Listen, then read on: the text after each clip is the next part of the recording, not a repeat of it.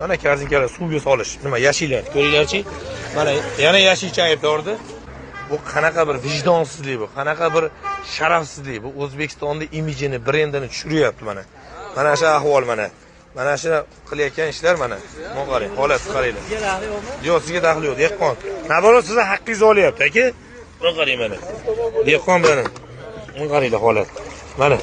Men keyin oqib ketmasin deb mana davlat imijini tushirayotganlar mana ahvolat. 3 kilo qiladi yashiydi. Ovoradi, yo qabulxonaga, Oltiariq bozoriga ovoradi, savdogarda xonavayron qiladi. Bu mayli, buyuk sifatsiz boradimi?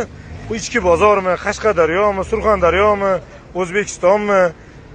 Rossiya davlatimi baribir bu yashga solib qadoqlanyaptimi? O'zbekistonning imijini tushiryapti, brendini tushiryapti mana. Mana shu usulni shunaqa tayyorlashyapti. Suvni ichidan kilodan aldashyapti mana. O'ylab o'lyapti. Mana. Ikki qator bosgan.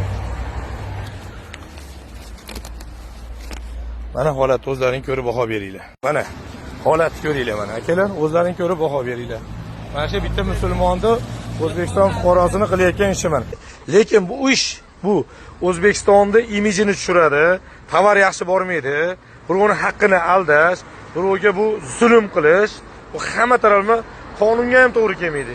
Musulmonchilikka ham to'g'ri kelmaydi. Suvga nimaga pishyapsizlar suvga?